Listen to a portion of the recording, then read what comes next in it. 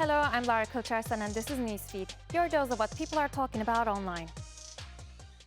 My independence from the government of the UK, who've just designated Palestine Action a terrorist, proscribed terrorist organisation. For the record, I support Palestine Action. It's a great organisation. They are non-violent. They are absolutely not terrorist in any way.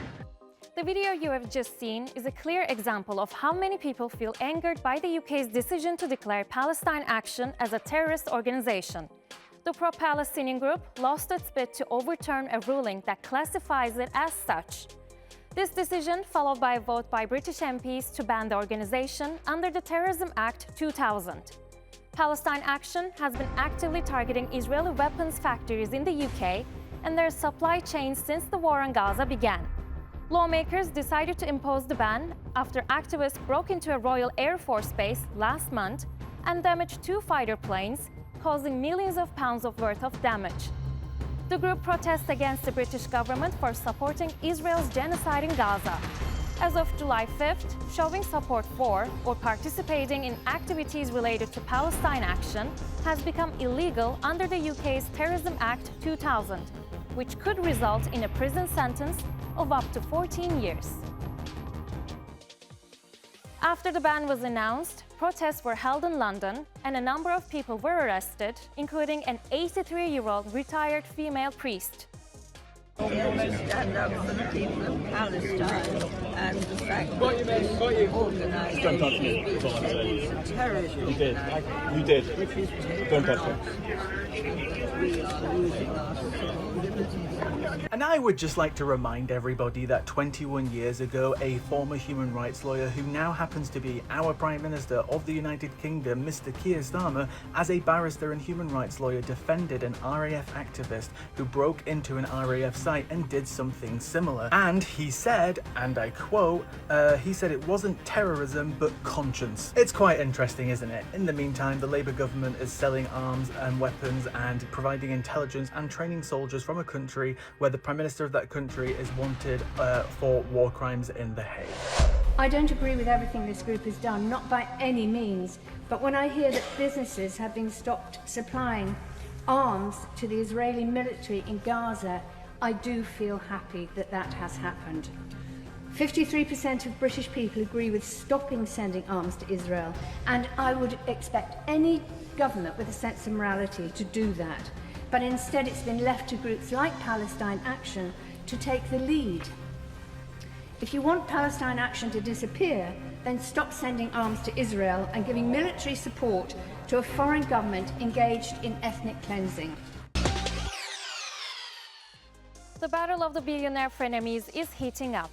After much publicized fallout with US President Donald Trump, former First Buddy Elon Musk says he's forming a new political party. His America Party offers to give citizens back their freedom and would challenge the dominance of both Republican and Democratic parties. Musk, who was once the biggest contributor to Trump's 2024 election campaign, fell out with the president over the Big Beautiful Bill.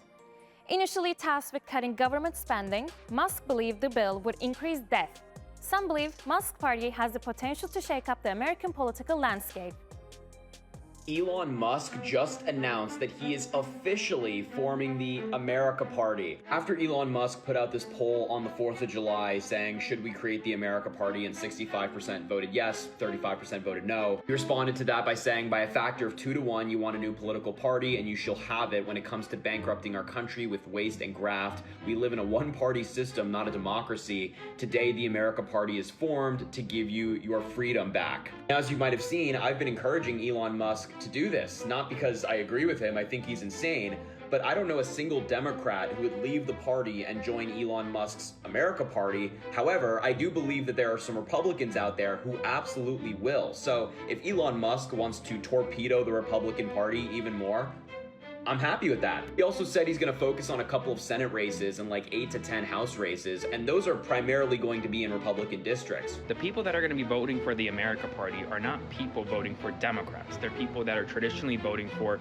more hardline conservative Republicans who will now have another option in these elections to the extent they can form this party and get people on the ballot, all that remains to be seen. But he is becoming a major thorn in Trump's side right now. Born in South Africa, the American Constitution does not allow Musk to run for president himself. So he is promised to use his billions to back other candidates who could pose formidable opposition to Republicans and Democrats. His impressive supply of money could be a reason enough for the old guard to be rattled. But Trump appears unfazed and has called the announcement ridiculous. I think it's ridiculous to start a third party. We have a tremendous success with the Republican Party. The Democrats have lost their way, but it's always been a two-party system. And I think starting a third party just adds to confusion. It really seems to have been developed for two parties. Third parties have never worked. So he can have fun with it, but I think it's ridiculous. While Musk's bold moves are sure to shake up politics and keep Trump on his toes, the big question remains: is there space for a third party in US politics? A system that's built for two. The US uses first past the post voting, meaning whoever gets the most votes wins, even without a majority, so less than 50%. Combine that with single member districts. It creates what political scientists call Duverger's law, meaning that the system naturally collapses into two dominant parties. And paradoxically, this means that a third party entering will tend to hurt the party closest to it ideologically because it splits the vote and ends up helping the one furthest away. That makes sense. So voters end up choosing strategically rather than sincerely, and that means that they'll reinforce a system that they might actually want to change. The second reason is, in countries like Germany, the Netherlands, and many others, smaller parties can win seats proportionately and form coalitions with other smaller parties or big parties. But in the US, it's simply not an option.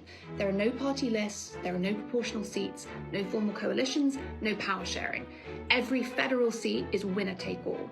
And in 48 states, all the electoral votes go to one statewide winner, even if they win by just one vote. So you could have a really strong showing, lose by 0.01% of the vote, and still get nothing.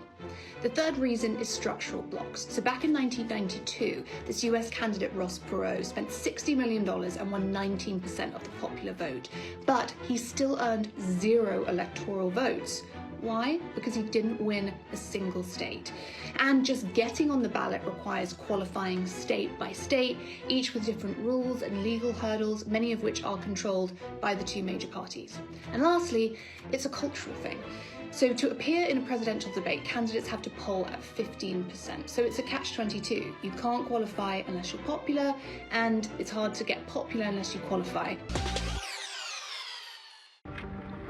there a problem? Why are you following us? I don't want you to kidnap my neighbors, man. Enforcement. I don't want you to kidnap my neighbors. There's no reason why you're following us. Yeah, I'm trying to keep you from kidnapping my neighbors.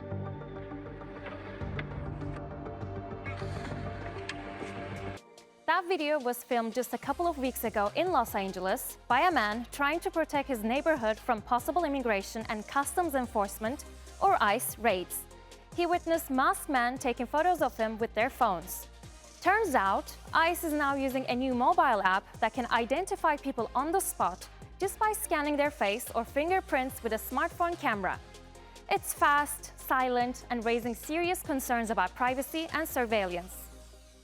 Apparently, they're using an app called Mobile Fortify. And this app has been installed with the information of 270 million people living in the US. With this app, they've integrated biometric information, international travel information, and other information that DHS gathers. And apparently they also have a contract with a company called Clearview AI. And with that app, just with someone's photo, you can find their social media.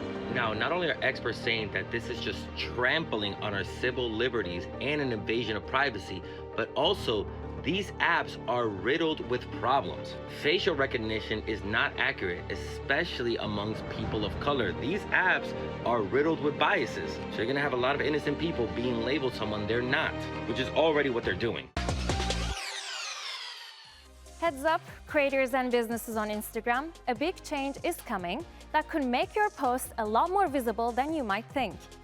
Until now, Instagram's been kind of a closed world. Most of what you post stays inside the app unless someone shares it. But starting July 10th, that's all changing. Search engines like Google and Bing will now be able to pull up your Instagram photos and videos in their search results automatically. So if it's public, it's searchable. Instagram just made a huge change that can blow up your reach. Plot twist, 90% of creators don't even know about it yet. So here's what happened. Instagram quietly released a new update where your public post can come up in a Google search. This means someone could literally Google how to style curly hair and your Instagram post could show up in their Google search without them following you or ever coming across your profile. Think about it, that means millions of people could discover your content by searching things you've already posted about. The best part, you don't need to create any new content. Your already existing posts can start to get this boost.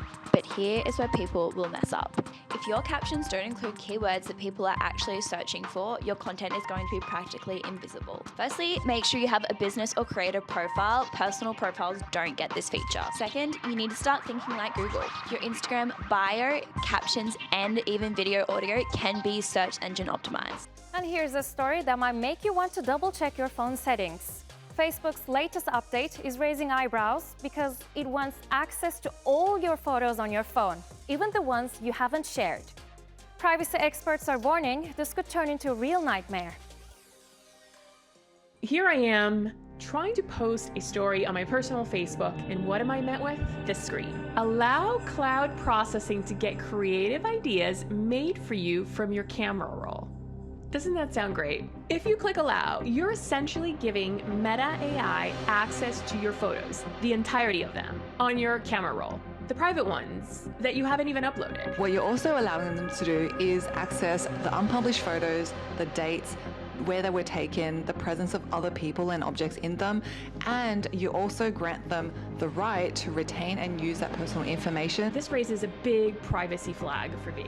Do you remember when Meta's AI accidentally exposed people's very private and sensitive chats? Now imagine that same AI going through your photos and then a glitch like that happens. Or worse. I have questions.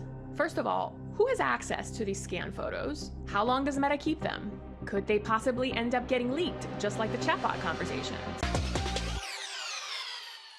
It's well known that Gen Z hates making phone calls, so it's easy to assume Gen Alpha might follow in their footsteps. But a video suggests otherwise.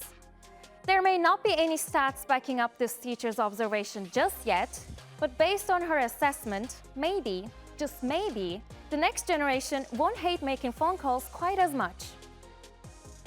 Gen Alpha thinks that texting is cringe. They're over it. I just finished up my first session with a group of 8th graders at a local summer camp where I'm going in a couple days a week to teach them about modern etiquette, right? So today, we did first impressions and we talked about digital first impressions and digital etiquette. And we got to the topic of texting. And what they said to me blew me away. The majority of them said they would rather call or FaceTime their friends than send a text. Like when I talked about texting, they were like, like it was like I was talking about sending a telegram, all right? And when I asked them why, I was like, so what's the deal with texting? They went into different reasons that just made me feel so optimistic for the future. One of them said that it's so much easier and faster to tell a story or like relay humor or gossip even when you can hear tone on the other side of the phone. I was like, yeah. Another one said it's faster to tell like a story than it is to like text it all out. I think the pendulum has swung. I think kids are craving connection over convenience. And that's our show. Find our latest stuff on YouTube and do subscribe to our channel. See you soon.